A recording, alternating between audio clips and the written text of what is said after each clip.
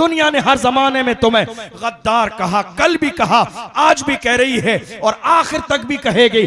आज मेरी कौम का अलमिया ये है, मेरी कौम 2025 आ गई है, मगर फिर भी किसी के लिए स्टेज लगा रही है, किसी के लिए फर्श बिछा रही है, किसी के बैनर और फ्लैक्स लगाए जा रहे हैं, किसी के लिए स्टेज लगाकर मेरी कौम के नौजवान नीचे बैठकर गलत बातें सुनकर भी नारा लगा रहे हैं। याद रखो, मारहरा मुतहरा से सैयदुल उलमा ने फरमाया, किसी की जय विजय हम क्यों पुकारें, क्या गरज हमको, हमें काफी है सैयद अपना नारा या रसूल अल्लाह। अल्लाह ने हमें गुलामी के लिए पैदा नहीं किया है, खुदा ने हमें गुलामी के लिए नहीं पैदा किया है, अल्लाह ने हमें क़यादत के लिए पैदा किया है। अपने अंदर कायदाना सलाहियत पैदा करो, गुलामी के लिए नहीं, अपने अंदर लीडरशिप पैदा करो। आज हमने ये देख लिया, हमारे यहाँ बहुत सारे लोग अलग अलग पार्टियों से जुड़े हुए हैं। मैं किसी की पार्टी की मुखालिफत नहीं करता, सबका अपना एक एजेंडा है, लेकिन मैं बस आखिरी जुमले में ये बात कह रहा हूं, हजरत तशरीफ आखिरी जुमले में ये बात कह रहा हूं, आप अलग अलग पार्टियों से जुड़े हैं, मुझे किसी से एतराज नहीं, लेकिन दिल पे हाथ रख के ये बताइए, हमारी जिंदगी का सबसे बड़ा मसला तहफ़्फ़ुज़ नामूस रिसालत। जब मेरे नबी की शान में गुस्ताखी की गई तो कौन आया था बोलने के लिए? किसी ने एक जुमला कहा? किसी पार्टी के अध्यक्ष और जिम्मेदार की जबान से एक जुमला निकला? कोई बयान आया? ट्विटर पर कोई बाज़ाब्ता ट्वीट किया गया? अखबार में कोई न्यूज आई? हालात आज मुल्क में ये हैं, जब कौम मुस्लिम की बात आती है तो लोग गूंगे और बहरे बन जाते हैं। मुसलमानों के लिए एक जुमला बोलने वाला कोई भी नहीं है। हम तो ये देख रहे हैं, इस मुल्क में बात अगर कौम मुस्लिम की हो तो बोलने वाला एक ही है, बात अजान की हो बोलने वाला एक ही है, बात नमाज की हो बोलने वाला एक ही है, बात पहलू खान की हो बोलने वाला एक ही है, बात आसिफा की हो बोलने वाला एक ही है, नामूस रिसालत की हो बोलने वाला एक ही है। वो एक ही है जिसने पार्लियामेंट में बिल फाड़ दिया, कोई और नहीं, वही मर्द कलंदर जिसके सर पे नक्शे नाले ने मुस्तफा की टोपी मौजूद है।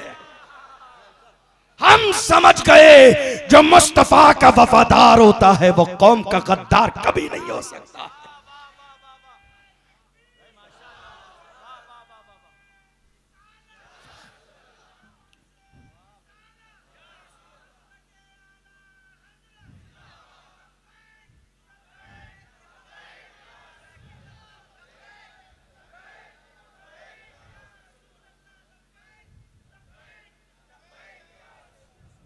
हमने ये देखा, नामूस रिसालत की जब बात आई, हुजूर की शान में गुस्ताखी हुई, बड़े बड़े अच्छे लोग मसलहतों से काम ले रहे थे। हालात अच्छे नहीं है, माहौल खराब है। एक बात अपने दिलो दिमाग में नक्श कर लीजिए, हमारे लिए हालात कभी अच्छे नहीं थे।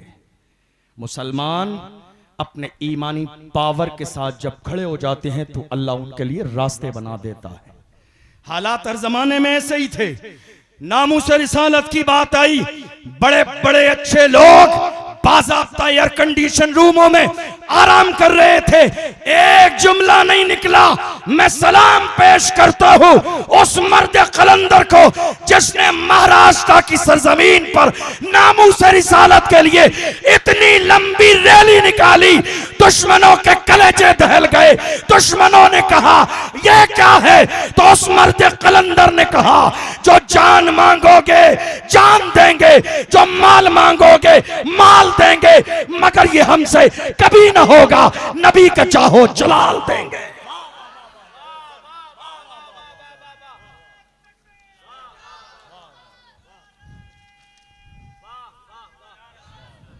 हमारी जिंदगी का सबसे बड़ा मसला, हमारी जिंदगी का सबसे बड़ा मसला तहफ़्फ़ुज़ नामूस रिसालत है। मैं कहता हूं मौजूदा दौर में अपने अंदर सियासी शऊर पैदा कीजिए। अफसोस आज हमारी कौम के लोग इलेक्शन के जमाने में पूरे पूरे खानदान के वोट रात के अंधेरे में 500 रुपए में बेच देते। फिर जाके कहते हैं हजरत जुमे में दुआ करा दीजिए अल्लाह जालिम हुक्मरान से निजात दे। अरे उससे बड़े जालिम आप हैं, आपको ये अंदाजा नहीं कि आपका एक वोट आने वाले 5 साल के जमाने के सुकून को तय करता है। आपको अंदाजा नहीं इस बात का। कब तक चलेंगे ये 500 रुपए? मुसलमान किसी भी दौर में दलाल नहीं था। अफसोस कि आज मेरी कौम में दलाल मुकर्रर कर दिए गए ठेकेदारी के लिए, जिनका मोहम्मद की अता देखी। मेरी कौम के जवान किसी दौर में अय्याश नहीं थे, मेरी कौम के जवान किसी दौर में जानी नहीं थे, मेरी कौम के जवान किसी भी दौर में अपनी जवानी का सौदा करने वाले नहीं थे। जवानों, ये जो शराब ने तुम्हें तुम्हारी जवानी को जाय कर दिया, मैं मना नहीं करता हूं, शराब पीने से मैं कभी किसी को नहीं रोकता। खूब पियो शराब, दिल खोल कर, खूब शराब पियो दिल खोल कर, लेकिन ये लोकल वाली नहीं जिसको पी के लोग नाली और नाले में गिर जाते हैं। शराब पियो, दिल खोल के शराब पियो। किसने रोका है? हम तो पीने पिलाने वाले लोग हैं। कभी नजरों से पीते हैं, खानकाह शहबाजिया में जाते हैं, कभी सीना पसीना पिला दिया जाता है। ऐ पीने वालों, दिल खोल कर पियो, मगर ये दुनिया की शराब नहीं। वो शराब नशा करना है, नशा करो, दिल खोल के नशा करो। वो नशा जो बिलाल हबशी ने किया, जो सलमान फारसी ने किया, जो सुहैब रूमी ने किया, जो हजरत अम्मार ने किया, जो हजरत यासिर ने किया। वो बिलाल जिन्हें मारा जाता था, घसीटा जाता था, मगर फिर भी पुकार के कहते थे तू हो के तुर्श रू मुझे काली हजार दे। ये वो नशा नहीं जिसे तुर्शी उतार दे। नशा करना है तो इश्क रसूल का नशा करो, गुलामी रसूल का नशा करो, मोहब्बत रसूल का नशा करो, हुजूर के सच्चे वफादार बन जाओ। मैं अर्ज कर रहा था वक्त में इतनी गुंजाइश नहीं और बहुत सारी बातें बाकी हैं। एक आखिरी पॉइंट, जो 2 बातें थी। एक, हालात इसलिए खराब है, सियासत पर तवज्जो नहीं दी, और आखिरी बात, मेरी कौम ने दूसरी बात एजुकेशन पर तवज्जो नहीं दी। जरा दिल से सोचिएगा इस बात को। तकरीबन 1.5 साल का जमाना गुजरा है। महाराष्ट्र की सरजमीन पर हमारी एक बहन मुस्कान को कॉलेज से बाहर निकाला गया था। याद है? किसको किसको याद है? जरा हाथ उठाइए। तो ये भी याद होगा, वजह थी हिजाब। क्या थी? हिजाब। मेरी मां और बहनें सुन के जाएं, वजह हिजाब थी। मगर सलाम है मुस्कान की मां को जिसने तरबियत ऐसी की। मुस्कान ने कहा हिजाब छोड़ना गवारा, पर्दा छोड़ना, एग्जाम छोड़ना, डिग्री छोड़ना गवारा है, हिजाब छोड़ना गवारा नहीं है। एग्जाम छोड़ना गवारा है, डिग्री छोड़ना गवारा है, मगर हिजाब छोड़ना गवारा नहीं है। पढ़ूंगी नहीं, कल कयामत के मैदान में जवाब नहीं देना पड़ेगा। पर्दा छोड़ दिया खातून जन्नत को कौन सा चेहरा दिखाऊंगी। हमारी कौम ने कहा, पूरे मुल्क के मुसलमानों के शर्म से सर नीचे झुक गए। काश के हमारे पास आज कोई पर्दे वाला स्कूल कॉलेज होता तो हम मुस्कान को लाके वहां पढ़ाते। शर्म से सर झुके मेरी कौम के लोगों ने कहा 1 साल नहीं गुजरेगी, बस पैगाम दे रहा हूं 2 मिनट। लोगों ने कहा 1 साल नहीं गुजरेगी, इंशाअल्लाह मुस्कान जैसी बेटियों के लिए कॉलेज बना देंगे। 1.5 साल गुजर गई, कोई कॉलेज नहीं बना। कमी आई है आपके किसी चीज में? आपकी बारातों में कमी आई? आपके खानों में कमी आई? आपके लंगर में कमी आई? आपकी चादरों में कमी आई? आपकी शादियों में कमी आई? ऐ मेरी कौम के गैरतमंद जवानों, अगर आज तुमने बेटियों की तालीम पर तवज्जो न दी, लाखों बेटियां 2-3 साल के जमाने में मुर्तद हो गई हैं। अगर कौम की एक बच्ची मुर्तद हो जाए तो पूरी कौम को कल कयामत के मैदान में जवाब देना पड़ेगा। क्या जिम्मेदारी है आपकी?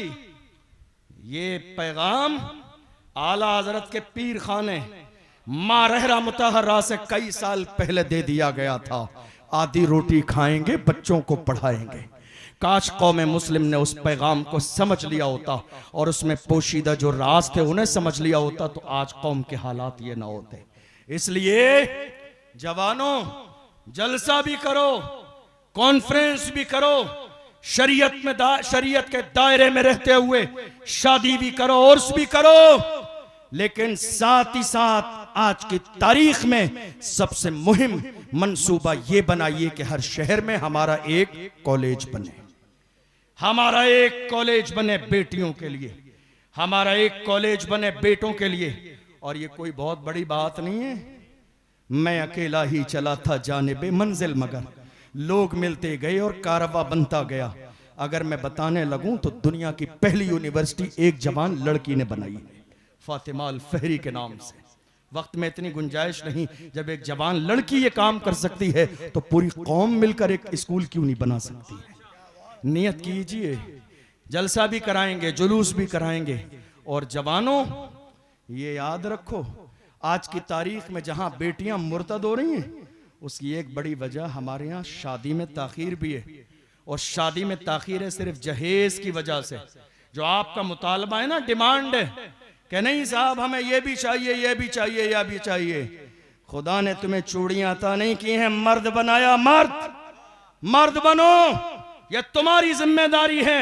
फ्रिज कहां से आएगा, वॉशिंग मशीन कहां से आएगी, ये लड़की की जिम्मेदारी नहीं है। इसलिए जहेज के नाम पे किसी गरीब की बेटी की उम्र 35 से 40 साल की मत होने दो, वरना जो है बाज़ाब्ता जिना का दरवाजा खुल जाएगा। मेरे नबी ने फरमाया निकाह इतना सस्ता करो कि जिना मुश्किल हो जाए। आज निकाह इतना महंगा कर दिया गया कि दुनिया के अंदर जिना आम होता जा रहा है। इसके लिए जरूरत सिर्फ इतनी है, आज से ये पैगाम लेकर जाइए, हम निकाह मस्जिद में करेंगे और शादी बगैर जहेज के करेंगे। जवानों को मंजूर है ये? जरा हाथ उठाइए, किसे मंजूर है? निकाह कहां होगा? कहां होगा निकाह? मस्जिद में। और शादी बगैर करेंगे बगैर जहेज के। अपने वालिदैन से ये ताकीद कीजिए, अपनी माँ से कहिए मुझे लड़की पैसे वाली नहीं चाहिए, मुझे लड़की तरबियत वाली चाहिए। हुजूर का ये फरमान इमाम गजाली ने फरमाया, मुकाशिफतुल कुलूब में एक हदीस को नकल किया। इमाम गजाली फरमाते एक मर्द के लिए सबसे बेहतरीन दौलत नेक बीवी है, एक नेक बीवी। वक्त ज्यादा हो रहा है, चलिए इंशाल्लाह किसी और मौके पर गुंजाइश रही तो बात करेंगे। अल्लाह की बारगाह में दुआ है परवरदिगार आलम जो हमने सुना है इसे समझने और अमल करने की तौफीक अता फरमाए। सहवन कोई लफ्ज़ हुई सबको गवाह बनाकर अल्लाह की बारगाह में तौबा करता हूँ, अल्लाह अपने महबूब के सदक़े में माफ़ फरमाए। अल्लामा इकबाल ने अपने अंदाज में कहा, हो न ये फूल तो बुलबुल का तरन्नुम भी न हो, चमने दहर में कलियों का तबस्सुम भी न हो, ये न साकी हो तो फिर मैं भी न हो, खुम भी न हो, बज़्म तौहीद भी दुनिया में न हो, तुम भी न हो, ख़ैमा इफ़लाक का इस्ताद इसी नाम से है, नब्ज़े हस्ती तपिशामाद इसी नाम से है, दस्त में दामने कुहसार में मैदान में है, बाहर में मौज की आगोश में तूफान में है, चीन के शहर मराकश के बयाबान में है, और पोशीदा मुसलमानों के ईमान में है। कि मोहम्मद से वफा तूने तो हम तेरे हैं, ये जहां चीज है क्या लौह कलम तेरे है। और डॉक्टर इकबाल ने कौम के जवानों को आईना दिखाया और जिम्मेदारी समझाई तो कहा, जवानों तुम्हारी जगह अय्याशियों की दहलीज नहीं है, तुम्हारा लेवल क्या था, जरा अपने लेवल पे गौर करो।